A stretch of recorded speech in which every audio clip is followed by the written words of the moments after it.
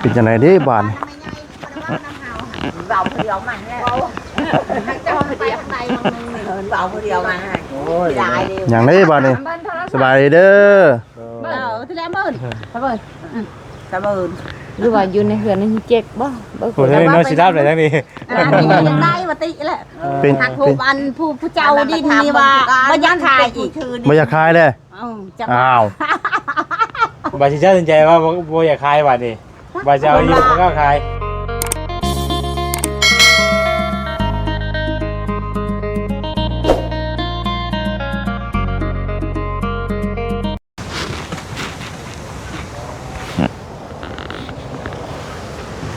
กับสบายดีเด้อ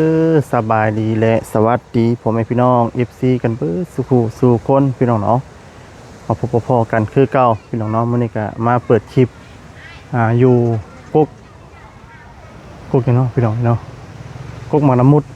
พี่น้องเอ้ยเนาะพบกันคือเก่ามื้อนี้ก็ได้เดินทางมาหาทางนวลพี่น้องเนาะพอดีว่าเมื่อวานนี้ก็พากันไปเบิ่งดินพี่น้องเนาะดินของทางเมผู้นึงอะไรพี่น้องเนาะ10 คูณ 10ในราคา 30,000มาสั่นพี่น้องเลยเนาะบัดนี้เนาะทางผู้รักผู้ใหญ่เพิ่นก็เลยว่าซื้อตัวติดเฮือนเลยมาสั่นพี่น้องเลยเนาะแล้วก็จังมากแล้วก็จะปลูกใหม่พี่น้องเลยเนาะมีแต่ว่าเฮาก็ดีอกดีใจนำทางนวลพี่น้องน้องก็สิได้มีเฮือนเป็นของเจ้าของแล้วพี่น้องเลยเนาะเมื่อวานนี้ก็ถามเรื่องราคาแล้วก็ถือว่านักเติบอยู่พี่น้องเนาะเพราะว่า10 คูณ 10นี่ถือว่าแข็งเติบได้พี่น้องเนาะถ้าว่าได้จัก15 คูณ 20 30,000นี่ก็ถือว่าโอเคพี่น้องเนาะก็ดินก็สิประมาณรุ่นราวคาเรียกับของทางบ่ซิงนั่นแหละพี่น้องเนาะประมาณนั่นแหละเนาะถ้าว่าได้15 คูณ 10พี่น้องเนาะแต่ว่าบ่ทันได้ฮอดนี่แหละพี่น้องเนาะก็เลยว่าสิพากันเข้าไปหาทางผู้แหละเจ้าของที่ดินเพื่อนรังที่ว่า6 ล้านนั่นแหละพี่น้องเนาะไปซะพี่น้องเนาะว่าลายแย่ห้างเนาะกะสิพาพวกพี่น้อง FC เนาะไปถามเบิ่งพี่น้องเนาะว่าสิเพิ่นสิยังราคาเดิมหรือบ่พี่น้องเนาะบ่ว่าไปมื้อนี้สิอันราคาขึ้นอีกพี่น้องเนาะบ่ว่าติเนาะ ไปซะพี่น้องเนาะว่าลายกะสิเข้าไปหาทางผู้แหละไปเฮือนผู้แหละพี่น้องเนาะไปซะพี่น้องรับชมนำกันนะพี่น้องเด้อเนาะก่อนอื่นก็ฝากกดไลค์กดแชร์เนาะกดติดตามเนาะเป็นกำลังใจให้พี่น้องเด้อเนาะมื้อนี้ก็มานำกัน2 คนคือเก่าพี่น้องเนาะมีวัสดีและก็บ่เซียนคือเก่าพี่น้องเนาะไปซะพี่น้องเนาะพี่น้องเนาะตอนนี้ก็สิพากันย่างมาหาเฮือนหลักนี้พี่น้องเนาะตัวตอนนี้ก็ถือว่าเวลาเนาะพี่น้องเนาะ11 นาฬิกา 12 นาทีพี่น้อง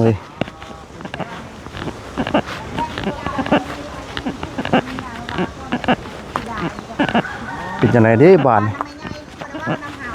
vàoผู้เดียวมันแหละ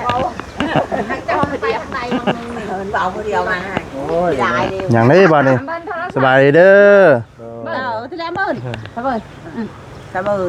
หรือว่าอยู่ในเฮือนนี่เจ็บบ่โอ้ยน้องสิรับได้ทั้งนี้ยังได้มาติแหละหักผู้อันผู้เจ้าดินนี่ว่าบ่ยังขายอีกบ่อยากขายเลยอ้าวบาสิเจ้าสนใจว่าบ่อยากขายบาดนี้บาจะเอาอยู่ก็ขายพ่อกับแม่หันได้ยินลูกนี่ว่าอยากขายแล้วก็เลยเจ้าเสียนี่ว่าจะเอาไว้ว่าดินถึงเฮือนว่ะบักอันนั้นมันจะขายมันจะไปแปลงรถมันบัดนี้คือว่ารถมันคืนว่าเช้านี่จะมันจมมาแล้วบ่อยากขายแล้วเสียดายขึ้นแล้วบ่อยากขายบาดนี้โอ้ได้ดิคือเสียดายดินอีกว่ะเสียดายเฮือนกับหลานเสียดายดินเนี่ยขนาดน่ะแม่ตั้งหานก็ดีเลยแบ่งกันอยู่แล้วเนาะกวงเติบอยู่ได้น่ะดินแม่ก็กะกวงอยู่ให้หาเนี่ยแต่ว่าดินมันซื้อมันมาไปหาเงินแล้วมันก็ซื้อตัวนี้พูดของมันทั้งเงินทั้งดินนั่นน่ะสาวว่าพูดไม่ไงนี่ดินตัวนั้นหันอันนี้ดินพูดมันเองและตอนนั้นทำว่าเขาอยากขายมาก็ว่าใส่สาวนวลนั่นแหละเอาแม่นวลเขาสิขายเฮือนคอยค่ะโดย และอีอันนี้มันได้ยินแล้วมันไปถามบ่เอ้ยเขาว่าแล้วแต่คันลูกว่าขายก็ขายแล้วค่ะว่าเป็นดอกมันเป็นเฮาซื้อลูกเป็นผู้ซื้อแต่ว่าแม่นี่เป็นผู้ซื้อให้หากแต่ว่าลูกฝากเงินให้ เงินเพิ่นเนาะ แล้วก็อันนี้มันเป็นแปลงรถมันน้องมันฝากมาเงินให้เลยมันแปลงรถมันคืนแล้วบัดนี้แล้วมันเว้าว่าคือจะได้ ก็เลยบ่อยากขายบัด อั นี้ นนั้นนั่นแหละแล้วมันคือจะได้อีกอันว่าจะได้ดินจะได้เฮือนหันหาให้ได้จะได้น้ำดินนะว่าขัดหลายได้3น้องคือกันบัดแบงปันเลยสิไปทางใดอันนั้นแล้วว่าจากน้ำมันฉันคอยกะตกลงว่าขายแล้วพอกับแม่ค่ะ ส่งด้วย พ่อแม่ไปเหมือนหาเงิน พอไปหาเงิน คนนี้กะตะกี้กับมันอยู่พุ่นเบิดแต่ว่านี่มันเมื่อ อืม อายน่ะ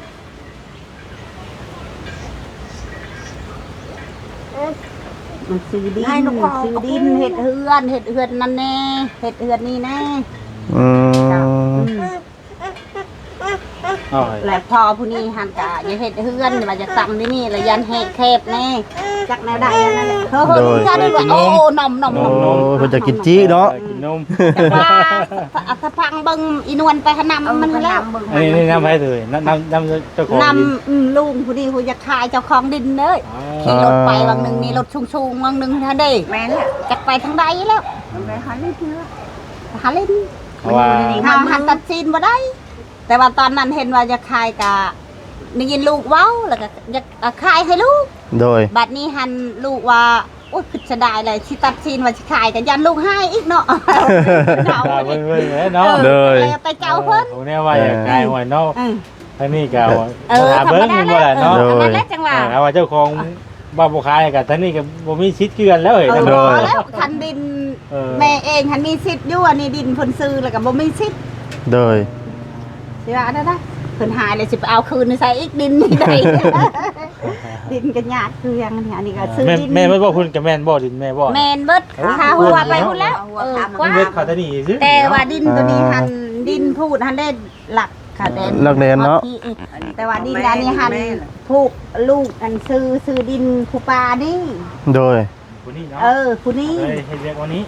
ก่อนอันนี้นำมาพี่เลย ดินผู้นี้หันมันหอดผุ่นหัวอันนั้นคอกงัวหันผู้นั้นเป็นผู้ซื้อเอาทั้งนั้นแต่ทางนี้หันเฮาว่าดินเฮาติดกันแล้วขายให้ค่อยตัวนี้บ่ให้ขายเนาะหันพวกนั้น โดย ดินรวมดินมูลนํกันแล้วก็แบ่งให้ไปซื้อต่อเลย มีแบ่งกันขายกันซื้อเนาะ ซื้อไว้ อืม โดย แล้วเพิ่นก็ได้ไปทานนั้นแล้วไปพุ่นอันนี้ก็แม่ของเพิ่นน่ะ โดย แล้วก็แล้วเพิ่นบ่ขายให้เบิ่เลยเนาะว่ะ น้ำก็กระบอกขายบ่เนาะ เพิ่นก็ขายเป็นแจ็คคือเฮ้ยมาใส่ก็อยู่ เดือนอยู่หันกว่าหาเช้ากินค่ำอันนี้เดือนนำกอกนี่ทานเกียร์เพิ่นช่วยได้น่ะโครงการเพิ่นช่วย พอของการช่วย แม่นสันเพิ่นก็บ่มีเพิ่นช่วยให้ อ๋อ แม่นี่ก็ตักนำกันในนี้แล้วแม่ก็บ่มีคือกัน เนาะ โดยอืม เดี๋ยวรอเบิ่งก่อนเด้อ เลาะ รอเบิ่งก่อน อันนั้นแหละนี่ดินนี่ค่ะนี่ไปค่ะกกเขียวนี่ก็งูกงเขียวยัง ตอนแรกว่าสิพากันมาถามด้วยเรื่องเฮือนเรื่องหยังนี่แหละพี่น้องเนาะ แนวนั้นนั่นแล้ว แหมว่าเพิ่นว่า ฟังเบิ่งก่อน บ่เสียดายว่าซั่น ฟังเบิ่งก่อน ทางเบิ่งเจ้าของเงินพุ่นแหละเนาะ ชักของดินก่อน เอาเจ้าของดินก่อน โดย เย็นๆหันว่าเพิ่นสิขายจ้ะมื้อนี้หันกะว่าบ่ตกลงแล้วบ่เห็นเนาะหันบ่มือใหม่พุ่นแล้วลูกเอ้ย มื้อนี้ว่าสิมาซื้อได้แม่เอ้ยมื้อนี้ข้างในพี่น้องเอ้ยเนาะ ก็บ่ให้เชื่อมกเชื่อใจบางเทื่อก็ได้ชื่อก็มี อายุเนาะแต่ต้องพามึงเจ้าของเงินก่อนเนาะ แม่นเลย เพราะว่าเพิ่นก็ เพิ่นก็ ยังบ่ เพิ่นก็โทษเราบ่ได้มีลูกมีเมีย หนุ่มโสดบ่ นี่ฮะอันนี้ก็จะเป็นร้านหลังนะพี่น้องเนาะร้านหลังนี่ยินทางแม่เพิ่นว่าสิมากออกแล้วก็สิเฮ็ดใหม่นะพี่น้องเนาะตัวใดที่มันบ่ดีเฮาก็เอาออกนะพี่น้องเอ้ยแล้วก็ต่อเติมตัวที่มันดีๆเข้าไปนะพี่น้องเอ้ยเนาะ แม่เขาปักหลักแล้วซื้อหลักนี่ก็บ่แม่นร้อยน้อยเด้อหลักหนึง50,000เพิ่นเนาะซื้อปักอันไว้เดน แล้วเพิ่นไปทางใดใช่ไหมผู้เจ้าของดินนี่ มัน จังว่าขี่รถจักรจะไปทางใดนวลว่าเห็นกายพระคุณ กลายไปผุนมันเอารถมันไปแล้ว จักว่าไปเมืองชนจักว่าได้เพิ่นว่าสิไปใส่อันนั้นน่ะ ตุ้มกบบ่ใช่ตุ้มกบบ่ ตุ่มบ่ไปใส่แผ่นซากรถอันโตแผ่นซากแบบมันบ่ซากมอไผนะ อ๋อหลายฉากบ่จักนะบ่ รถจักรเอ็มสเลตฮะให อ๋ ญ่ อ หั่น โดยแล้วเพิ่นจะไปใส่อันนั้น อืม เพิ่นสาวไผสงสัยกันยันไปเมืองซ้นกะบ่เฮิงดอกประมาณคันว่าเพิ่นใส่ให้กะคันว่ามีกะพุ่นละประมาณ2 โมง 3 โมงจะโมงแล้วเดิน โอ้ยนี่ฮะก็ โทรศัพท์เพิ่นก็บ่เว้ บ่ายโมงตอนนี้ บ่มีโทรศัพท์ทำมาสิโทรหาจ้ะ โดนมีโทรศัพท์อีก บ่มีโทรศัพท์หันแบกมันบ่มีเลยปะบ่ได้ใส่ อืม ว่าเสียเที่ยวนี่ พี่ว่าสิมาซื้อดินได้พี่น้องมื้อนี้เนาะ เออ เออ นอนอยู่นี่เนาะ ไป ซื้อเฮือนแถมเป็ดนำไปยังเนาะ แถมหมดอะโล เอ้าเห็นว่า เงินดำแถมเป็ดนำ ไล่เงินนำกับแถมเป็ดไปนำ ไม่เส้นนี่ก็ไม่เต็มไม่เส้นซอยเบิดบ่มีตัวอันนั้นเนาะ อ๋อ แต่ว่าตัวนี้มันบ่มีเป็นปูคันว่าเพิ่นทายกะกว้างเติบอยู่เฮาแปลงสารเท่าไหร่ก็กว้างพออยู่ดีกว่าแต่อยู่อันนั้นตู้ ก็เลยอยู่แต่เช้าแล้ว ไม่ฮะคือว่ายันล่มแห้งเลยไม่ไงนี่เราบ่หันอยู่ทึงแล้วก็ลงไปอยู่ห้านจังปุกนี่ถ้ากับบ่ปุกดอก อันนี้เป็นห้านค้าบ่ที่คือ บ่ได้เป็นหันคาแล้วปลุกไว้แบบนี้แล้วเวลานอนก็นอนเวลาอยู่คนบ่มี อยู่ก็อยู่เนาะ อยู่ก็อยู่แบบนี้แล้วอยู่ลินไปถ้ากับมือนี้อีกมาอยู่ลินได้ก็ได้ บ่ได้นั่งมานั่งนั่นเนาะเย็นๆเนาะ ลมแบบเพิ่นว่าลมแบบนี้แหละมันบ่อยากเข้า บ่อยู่นี่มันห่มมันเลยคือตึบเนาะ มันห่มกงไม้กงหยังเด้นี่พวกมะขามเด้ มะขามนี่แล้วยันแต่คันลมแห้งยันแต่กก กงมะขามกงมังมีแล้วนี่กงยังมาเขียบบ่ มะเขียบ ว่างามมะขามนี่ใครบอกมันเหนียวอยู่ หักกระสิบักทิมแล้ว เอาต้องตอนดงเนาะ นี่ไงกงนี่คืออยู่นี่กง บั นี่ หมดเลยว่ะบักเลย กงหมากยังนี่คือ ทันที เพราะมันอยู่ใกล้เฮือนเพิ่นเนาะแม่เนาะ ไก่เฮือนแล้วก็สิบักนี่กระเทินมันหมากแล้วก็สิให้หมากมันแก่ก้อน โดย เป็นอันนั้นสุกก้อนจังสิบักเลย คนละบักเอาหมากเลยสิ มัดขายพร้อมแล้วก็สิบักทิมเลยอ่ะ เออ เฮือนเพิ่นอยากพี่น้องเนาะคือตัวนี้ เรือน เนาะ กับบนนี้สิเลยขอนมีช่างดอกหักกับพอแต่ได้เงินอยู่ เราบ่ใหญ่ว่าบ่มีอยู่เนาะโอ้ดินก็กว้างเนาะ พอได้ใส่กินธรรมดานี่แหละลูก เลยเด้อ ไปชนอยู่นี่แหละ อยู่ได้กิน แล้ว ชนแบบนี้แหละ พออยู่พอกินนี่แหละเนาะ พอได้กินนั่นแล้ว แล้วเราบ่เกี่ยวข้าว เนี่ยมันถ้าได้เกี่ยวข้าวพวงกระเลื่อมสุก ใส่ข้าวงันบ่ กำลังเลื่อม ไปดินผ้าได้หามันบ่บาดมือบ่บ่บาดบ่ อยู่ก็ไปต้อง ลานบ่ ลาน เออ เลี้ยงลานน่ะตั้งแต่ โดย ไปทางไหนบ่บ่ น้องน้องเบิ่ง ไปเฮ็ดบ่บ่ ลานแม่เกินแล้วแม่ อ๋อพี่ปิดพี่น้องเนาะอันนี้น้ำปอกก็เป็นทางของโครงการพี่น้องเนาะทางเพิ่นมาซอยพี่น้องเอ้ยตัวอันนี้มันสิตัดจากนี่นะพี่น้องเอ้ยเนาะตัดแต่วงกองน้ำมานี่พี่น้องเอ้ยอ้อมแต่กองน้ำไว้มานี่อ้อมไปนี่พี่น้องเอ้ยเนาะตัวเด็กพี่น้องเนาะก็ถือว่าสุดโทรมแต่มากคาบาซื้อเนาะพี่น้องเนาะสมมติซื้อทางเมย์เพิ่นว่าให้มากออกแล้วก็ซ่อมแปลงใหม่พี่น้องเอ้ยเนาะเพราะว่ามันก็สุดโทรมหลายแล้วพี่น้องเอ้ยเนาะก็เลยว่าสิตอนแรกก็คิดว่าสิไปซื้อทางนั้นพี่น้องเอ้ยเนาะนี่ตัวที่ถามเมื่อวานนี่แหละพี่น้องเอ้ยแต่ว่าทา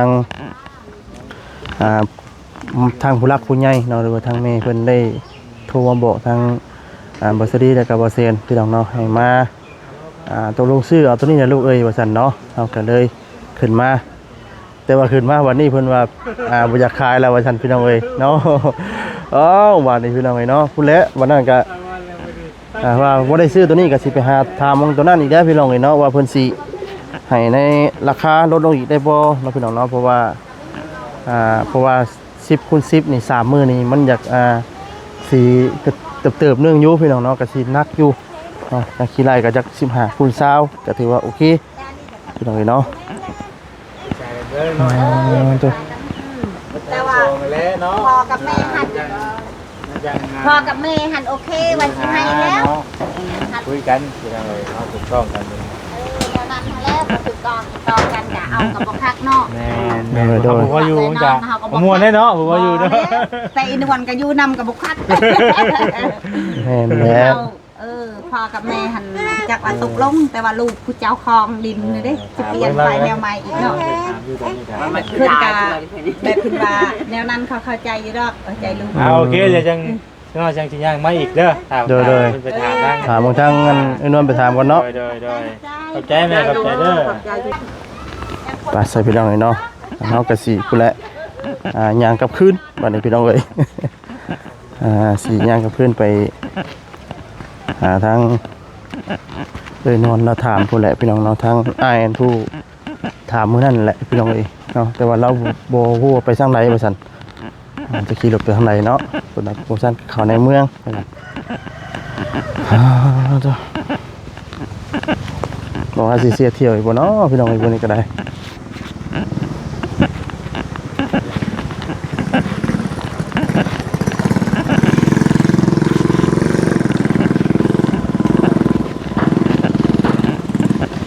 โอ้มะขามลุกได้พี่น้องเอ้ยเนาะว้าวตัว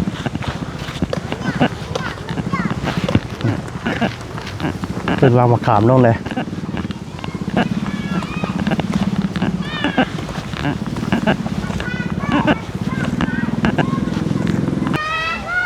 หน่อยเนาะเดี๋ยวเพื่ออยู่ถ่ายเพื่อนพอดีเนาะตัวเนาะสบายดีเลยเป็นไงเพิ่นเห็นอยู่บ่เพิ่นไปทางไหน โอ้ย ฮะ คือไปเมืองสด ไปเมืองชน โดย เพิ่นไปยังไปแปลงรถบ่ โดย ไปซื้อ สื่อฟัง ซื้อมาไพ่นะนะ ชื่อหมอไผ่โดยอยู่ในบ้านนี่มีสร้างบ่เอ่ยสร้างให้เทือนมีอยู่บ่ บุคคลนี้ บ่ค่อยมีบ่ยันว่าถามอ้ายเพิ่นก่อนอีกตัวหนึงเนาะอ้ายผู้เพิ่นอยู่เฮือนยันว่าเพิ่นมีสร้างมีหยังเนาะหาสุรา สร้างเฮ็ดเฮือนนี่บ่ แม่น มีหั่นแหละ คือว่าบ่มี นี่เฮือนอันนั้นพวกเขาบ้านจิตหาเฮ็ดเคยเฮ็ดเขาเคยเฮ็ดเด้ เออ เขาเฮ็ดปีนั้นเฮือนเขาเฮือนพวกเสเรือนเฮือนในบ้านนั่นแหละทำเฮือนในบ้านนี่เขาเฮ็ดให้ เป็นไม้เป็นตอกเขาปาดให้ โดย นี่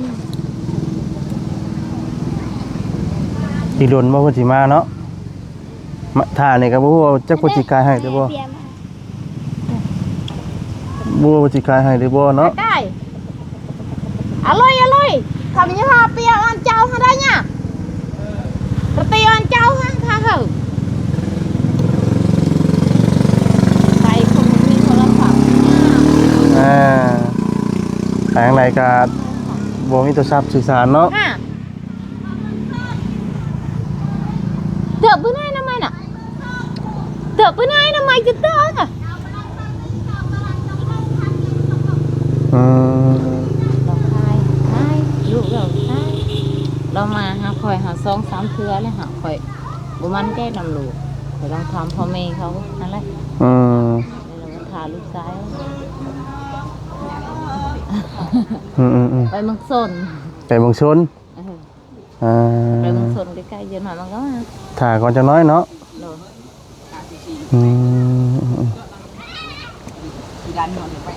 เคยเปลงรถประชันพี่น้องเลยเนาะ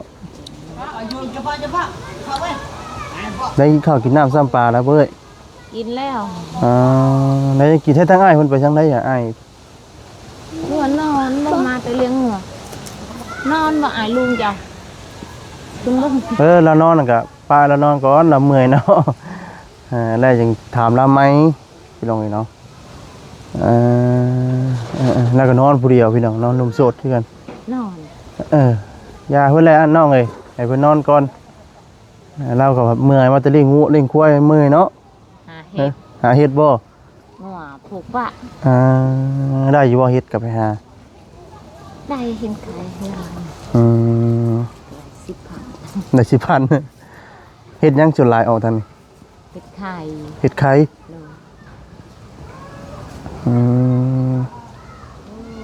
จนหลายจะเป็นเฮ็ดไข่เนาะตัวพี่น้องเนาะมีแต่ว่ารอติดตามนํกันพี่น้องเนาะว่าสิเอ้ยนวลสิได้เฮือนหลังโตนั่นบ่พี่น้องเนาะในราคา6ล้านเนาะหรือว่าในราคา 10,000 นั่นแหละพี่น้องเอ้ยแต่ว่าไปที่นี่เพิ่นว่าบ่อยากขายให้แล้วบ่ซั่น เพิ่นยานเหลือ เออ ตอนคนหล่นคนกินเพิ่นก็ยานลูก อ่า ยาน เอาพี่น้องเนาะแต่นั้นในราคา6ล้านนี่ เมื่อวานนี่ก็นั่นอยู่ก็โอเคอยู่พี่น้องเนาะถ้าว่าเพิ่มขึ้นอีกนี่บ่ได้แล้วเนาะสู้บ่ไหวคือกันแหละพี่น้องเอ้ยยับขึ้นได้เลยนี่พี่น้องเอ้ยเนาะพอกันทั้ง6ล้าน ตอนนั้นว่า5วันนี้เพิ่มขึ้นเป็น6เนาะ เออ 6สิมา7 8ขึ้นอีกก็บ่ได้แล้วเนาะเพราะมันดินแคบไปรอไม่ได้จ้ะ อืม สร้างในบ้านนี่เอามา หากในบ้านนี่หากอยู่ในบ้านนี่มีสร้างอยู่เนาะสร้างเทือนในซานเนาะผู้แลบัตรทางเอ้ยได้ซื้อดินผู้แลเดี๋ยวสิทางบ่เซนที่พากันถามเบิ่งพี่น้องเนาะเรื่องราคาสร้างเพิ่นเท่านั้นเท่านี้พี่น้องเอ้ยถามเพิ่นเบิ่งก่อนตัวใช้ไปใส่เบิดคืออยู่กัน 2-3 คนนี่บ่บ่ได้ไปเกี่ยวข้าวบ่เอ้ยมื้อนี้ ไปว่าเอาไปก็ยังมาข่าวอยากคอยอยากขึ้นมา แม่นแล้วครับเอ้ยไปมื้อนี้บ่ได้เห็นเด้เนาะป้าหมองนอนเอ้ยแล้วพี่น้องเอ้ยอ้าวมันง่ายเลยเนาะตัวพี่น้องเอ้ยภาษาพี่น้องเอ้ยเนาะมีแต่ว่ารอติดตามนํกันพี่น้องเนาะตอนนี้ก็คือทางอ้ายเพิ่นก็ยังบ่ทันได้มาพี่น้องเนาะผิดพลาดจังไดก็ขอโทษขออภัยเลยพี่น้องเด้อเนาะครับบ่คำใจได้ทางวัสดีเนาะบ่ประมวลถูกเนาะขอโทษขออภัยนำเวลาพี่น้องเนาะฝากกดไลค์กดแชร์กดติดตามให้ในพี่น้องเด้อเนาะลำลาพระจ่ายไปก่อนแล้วเนาะสบายดีอยู่ดีมีแรงทุกท่านทุกคนพี่น้องเนาะสบายดีพี่น้องเอ้ย